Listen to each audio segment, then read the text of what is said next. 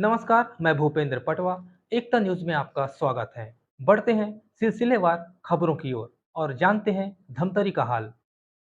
प्रदेश का पारंपरिक त्योहार कमर छठ मंगलवार को धूमधाम से मनाया गया। इस मौके पर माताओं ने अपने बच्चों की लंबी उम्र के लिए दिन भर उपवास रखा और शाम को लाई पसहर चावल, महुआ, दूध, दही आदि का भोग लगाकर सगरी की पूजा की गई। मोहल्लों और मंदिरों में मां हलषष्ठी की कथा पढ़ी और सुनी गई। धमतरी शहर के लगभग सभी मोहल्लों में इस मौके पर सगरी पूजा का आयोजन किया गया।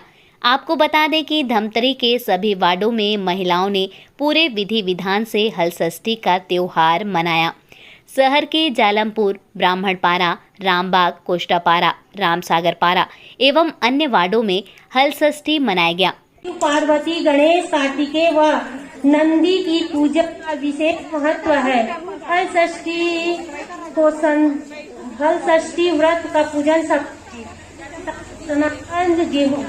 गेहूँ, चना, ज्वार, अरहर दाल, मूंग, मक्का, भैंस का दूध का घी, दही, मक्खन, भुना हुआ महुआ और पत्तल का डाल, दतून हेतु धान की लाई, भुना हुआ चना, बटर, तालाब में उगा हुआ चावल, पसहरी या पसहर का चावल, सिंदूर, लाल चंदन, हल्दी पाउडर, अक्षत। हलषष्ठी व्रत की विधि। व्रत करने की विधि की कामना करने वाली सौभाग्य सुंदरी स्त्रियों को आमंत्रित करें। प्रातः काल उठकर निष्कर्म से निवृत्त होकर महुए का दातून करें। स्नान कर पूरे दिन व्रत रखें। पूजा घर के आंगन, मंदिर या किसी भी साफ जगह पर कर सकते हैं और मध्याह्न में धुले वस्त्र धारण सखियों के साथ मंडप बनाकर पूजा समाप्ति के पास एक छोटा सा तालाब बनाकर उसमें पानी भर ले। इसके बाद उसकी जमीन को लीप कर हलषष्ठी लगाएं। हर छठ के बेल, फूल व प्लास की डालियों को एक साथ बांधकर बनाया जाता है। हलषष्ठी के पास ही चौकी या लकड़ी का पाटा रखें।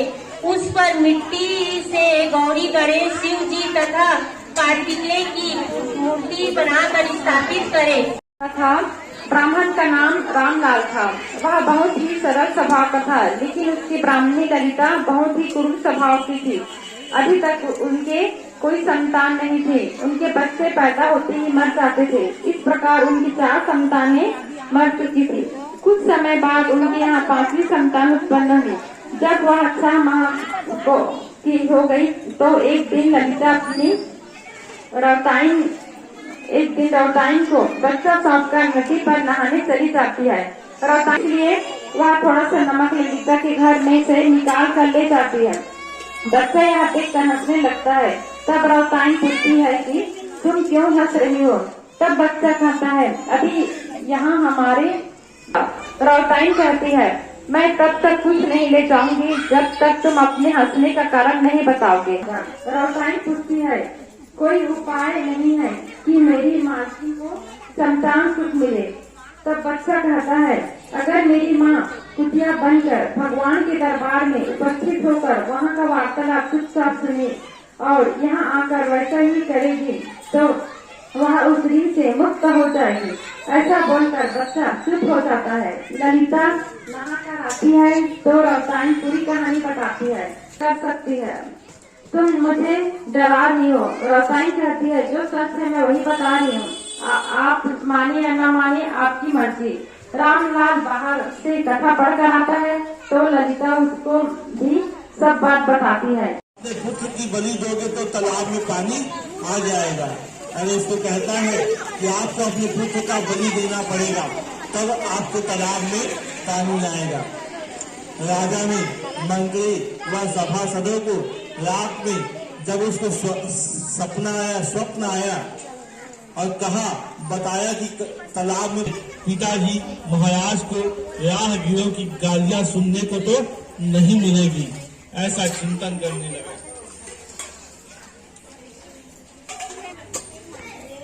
यह क्षण भर में तालाब भर गया, कमल खिल गए और जल जंतु बोलने लगे। इस बात को सुनकर राजा बहुत दुखित हुए और वन को चले गए। वन में राजा ने देखा 5 स्त्रियां फल षष्ठी व्रत की पूजा कर रही थी। राजा के पूछने पर उन्होंने व्रत का महात्म्य बताया और विधान को बताया। पूजा करने लगे। पूजा के प्रभाव से राजा कल लड़का तालाब से निकलकर खेलने लगा। राजा रानी ने जब समाचार सुनी तो बड़े प्रसन्न हुए और लड़के को अपने घर ले आए। तब से प्रतिवर्ष रानी हरषष्ठी महारानी का व्रत करने लगी। अचानकपुर में एक राजा अपने परिवार सहित रहता था। वह प्रजा के सुख दुख का बहुत ध्यान करता था। उसके राज्य में सभी खुशी से राजा अपने राज्य के हर गांव में तालाब कुआं बनवाता रहता था, लेकिन सभी तालाब कुआं सदैव सूखे ही बने रहते थे। इस वजह से राजा हमेशा चिंतित रहता था कि ऐसा कोई तो उपाय होगा कि जिसमें करने से पानी की समस्या का निदान हो जावे। एक दिन राजा अपने दरबार में पानी के विषय में मंत्री एवं सलाहकारों से चर्चा कर रहा था कि अचानक एक आकाशवाणी होती है, हे राजा, तुम अपने इकलौते पुत्र की बलि दोगे तभी तुम्हारी इस समस्या का हल होगा, वरना तुम ऐसे ही पानी के लिए चिंतित रहोगे। इस आकाशवाणी को सुनकर दरबार में बैठे सभी लोगों को आश्चर्य होता है और सभी लोग दुखी हो जाते हैं। सभी सोचते हैं कि दे दी जाएगी तो राजा का वंश ही खत्म हो जाएगा। रात में राजा विचार करता है कि आज मैं अपने बेटे के बेटे पोते को अभी 2 माह का है कि बलि दे दूं तो कैसा रहेगा। इससे आकाशवाणी की बात भी पूरी हो जाएगी। प्रसाद वितरण करे और ब्राह्मण को शक्ति के अनुसार दक्षिणा देकर विदा करे दे। इसके बाद घर के बड़े बुजुर्गों को अभिनंदन करके उनका आशीर्वाद लेना चाहिए। छोटे बच्चों को प्यार दुलार करना चाहिए और पूजन के लिए छल कपट का भावना नहीं करनी चाहिए। इसके बाद पतहर चावल और 6 प्रकार की भाजी को बालक इच्छाओं के लिए हिस्सा भी निकालना चाहिए। सूर्य अस्त के पहले व्रत का पालन करके महत्वपूर्ण रूप से साफ सफाई कर लेनी चाहिए। कमर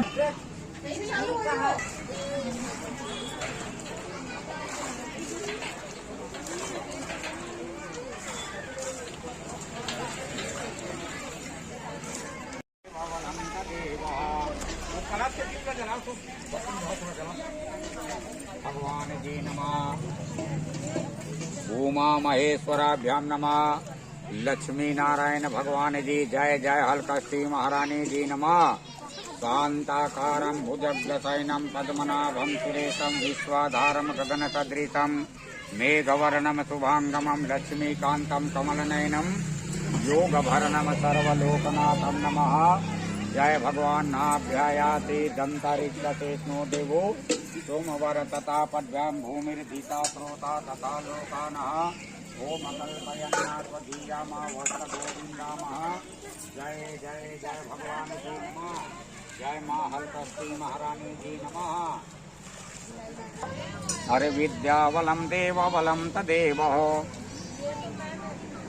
या कृष्णेन वर्तमानो च निषेधेव नमः। ओम पया पृथ्वीव्यामापयाभ्यो नमः। विष्णु सहस्रेण विष्णुवे नमः। जय जय भगवान जी नमः। हाल रहे माई सबके बाल गोपाल सदा खुशहाल रहे। हरी रहे मेरी जीवन की बगिया, हरी रहे मेरी जीवन की बगिया, हरी रहे सब डाल सदा खुशहाल रहे, हरी रहे सब डाल सदा खुशहाल रहे। माई सबके बाल गोपाल सदा खुशहाल रहे।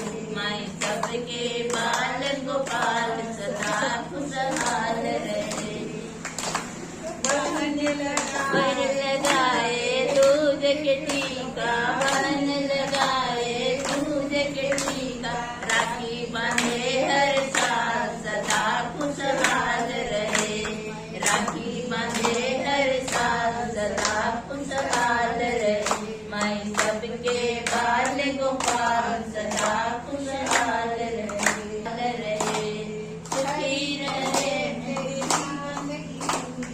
हरी रहे तेरी नाथ की चुरिया सदा रहे खुशहाल सदा खुशहाल रहे सुखी रहे मेरी गोद के ललना सुखी रहे मेरी गोद के ललना काल न आवे पास सदा सुखहाल रहे काल न आवे पास सदा खुशहाल रहे मैं सबके बाल गोपाल सदा खुशहाल रहे भोले तेरी काशी में गौरा है उसी गौरा को पाने को मैं काशी नगरी आई हूँ तेरे डमरू की धुन सुन के मैं काशी।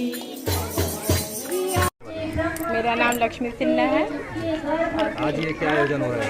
यहाँ पे बच्चों के लिए दीर्घायु के लिए उपवास रखा जाता है। कितने वर्षों से करते आ रहे हैं? मुझे 9 वर्ष हो गए। किस लिए रखते हैं, क्या क्या बताया जाता है इसमें? फल षष्ठी के नाम से रखा जाता है और बलराम देव के नाम से भी व्रत किया जाता है। खास कर ये बच्चों के लिए होता है। अच्छा, यहाँ पर जो आप लोग इकट्ठा हुए हैं, यहाँ पर कुछ टंकी टाइप का कुछ बना हुआ है, ये क्या है? उसको सरगी बोलते हैं। अच्छा, सगुड़ी में क्या क्या करते हैं? उसमें दूध दही पानी ये सब डाला जाता है, फूल अक्षत। क्या सामान भी कुछ कुछ बनाया जाता है कैसे? हाँ, डोंगा पत्थरा सब बनाया जाता है, मतलब जो बच्चों के खेलने लायक रहता है उसको बनाते हैं। भौरा बाटी। फिर यहाँ पे क्या करते हैं? पूजा की जाती है सभी। उसके बाद घर जाते हैं। कथा भी सुनते हैं क्या इसके बाद? हाँ, कथा सुनते। कथा में क्या क्या बताया जाता है आपको? इसमें मतलब जिससे रिलेटेड पूजा रहते हैं उनकी कथा बताया जाता है। मेरा नाम लक्ष्मी कश्यप है, मैं जालमपुर में रहती हूँ। आज ये क्या आयोजन हो रहा है? आज कमर छठ है भाद्रपद से 6वें दिन कमर छठ मनाया जाता है। और क्योंकि हम सब महिलाएं उपवास रखते हैं और 3 बजे चालू होता है उपवास का पूजा करना। और ये बच्चे के लिए उपवास रहते हैं क्योंकि जिसके बच्चे नहीं हो रहे हैं वो भी सरस्वती माता का उपवास करते हैं। और सभी महिलाएं पूरा उपवास रखते हैं।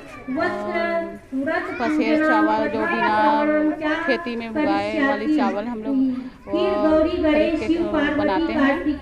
और भैंस का दूध दही घी उसी का पूजा करके फिर उसी का सेवन करते हैं, उसी का भोग लगाते हैं। ये व्रत किसके लिए रखा जाता है? बच्चे के लिए। इसमें यहाँ पूजा स्थल में आकर क्या क्या करते हैं? यहाँ पर क्या बनाया जाता है? हम लोग यहाँ बनाते हैं शिवलिंग है ना, और बच्चे के लिए जैसे भौरा बाटी वो सब बनाते हैं। बच्चे जो खेलते हैं उसके हिसाब से जो जिसको जो लगता है वो बनाते हैं। फिर उसके बाद यहाँ आके दूध दही उसमें चढ़ाते हैं, पूजा करते हैं। क्या महत्व है ये सामानों का, ये सब चीज़ का?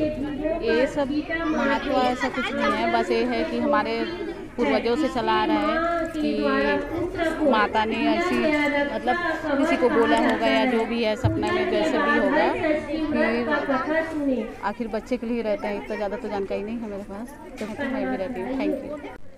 मैं पद्मनी सोनी ब्राह्मण पारा धमतरी से हूँ। आज क्या आयोजन किया जा रहा है यहाँ पर?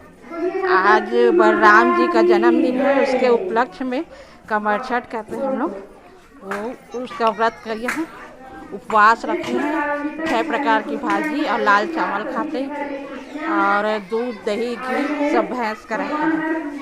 हाँ, कहानी सुनते हैं, पूरा पूजा वूजा करके फिर शाम को 4-5 बजे खाना खाते हैं। कितने वर्षों से करते आ रहे हैं? शुरू से ही, जब से बच्चा होता है तब से। कई लोग बच्चे के लिए भी करते हैं, जिनका नहीं हुआ रहता है तो पूजा करने से होता है, ऐसा मान्यता है। सुख शांति के लिए हम लोग उपवास रहते हैं। मैं सत्या खरे कोसरा पारा रहने वाली हूँ। अब भादों का महीना है, अब आज कमरछठ का दिन है। सब भक्त आज लेडीज लोग पूजा करते हैं अपने बच्चे का आशीर्वाद लेने के लिए। आज कमरछठ का व्रत रहते हैं और आज कमरछठ के दिन अपने बच्चे लोग के आशीर्वाद लेने दो सगरी खनते हैं और सगरी खन के उनका पूजा करते हैं। काशी लाओ नारियल केले के साथ आज कमरछठ चावल सब लेके पूजा करते हैं। मंदिर के सामने कुंड खनते हैं दो और उससे सब आशीर्वाद कमरछठ का लेते हैं। मेरा नाम छाया हिरवानी है, मैं धमतरी से हूँ। ये क्या पूजा अर्चना चल रहा है? ये हरितालिका व्रत की पूजा है, कमरछठ का पूजा। इसमें दूध दही भैंस का दूध ज़्यादातर यूज करते हैं। 6 प्रकार का भाजी और फूल और काली मिर्च हो गया, कमल कट्टा, 5-6 प्रकार का तिलक, ये सब यूज करके दूध दही जल से अच्छा से पूजा करते हैं। व्रत कथा होती है और यहाँ पे कथा सुन के सब फ़ोटो शूट करते हैं और सब अच्छा से आपस में सब बड़ों का प्रणाम करके पूजा किया जाता है। आप कितने सालों से कर रही हो? मेरा ये 3रा साल है। जब पहले वर्ष रखे थे तो क्या कौन बताया था ये सब कुछ? ये मेरी सासू माँ बताई थी कि ये पूजा किया जाता है, इससे पुत्रवती भाव और पुत्रीवती भाव का आशीर्वाद मिलता है, इसको करने से अच्छा होता है, ऐसे करके मेरी सासू माँ बताई। तो ये व्रत मैं स्टार्ट की। मैं श्रीमती संध्या हिरवानी, सदर दक्षिण वार्ड और रामपुर वार्ड। आज ये क्या पूजा अर्चना चल रही है और ये मक्की से क्या बनाएंगे? आज जैसे कि सब सर्व विदित है कि आज कमरछठ की पूजा है और सभी महिलाएं अपने बच्चे की दीर्घायु के लिए ये व्रत को करती हैं। सुबह से अपना व्रत धारण करके जिस प्रकार से यहाँ पर आज भैंस का दूध दही घी और ये सब यूज़ होता है, आज गाय का यूज़ नहीं होता है, तो वो सुबह से बस एकत्रित करने में सभी महिलाएं जुटी रहती हैं। उसके बाद ये सगरी बनाया जाता है, इसमें 2 पार्ट रह के इसको सगरी बना के इसमें सब पूजा अर्चना के लिए सुबह से ही सब महिलाएं तैयारी करने में जुटी रहती हैं और उसके बाद 2 बजे का टाइम दिया जाता है। सभी महिलाएं यहाँ पर एकत्रित होती हैं और सब एक साथ पूजा करती हैं। कितने सालों से यहाँ पर पूजा अर्चना? मैं तो जब 28 साल मुझे शादी को हो गए हैं, मैं तब से देख रही हूँ कि यहीं पर पूजा व्यवस्था। लेकिन हाँ, पहले जो भीड़ कम रहता था, आजकल सारी महिलाएं सभी दूसरे वार्ड से भी यह सब महिलाएं यहाँ पर आती हैं और व्रत करती हैं और यहाँ पूजा करने के लिए आती हैं। मेरा नाम मेघा चंदेल है और मैं यहीं धमतरी से हूँ। आप ये हलषष्ठी का उपवास कब से कर रहे हैं और पूजा अर्चना कहाँ कर रहे हैं? ये हलषष्ठी का व्रत मैं 12 साल से कर रही हूँ। पूजा अर्चना मैं यहीं पर करती हूँ या कभी घर पर भी करती हूँ मैं। इसमें क्या क्या करते हैं?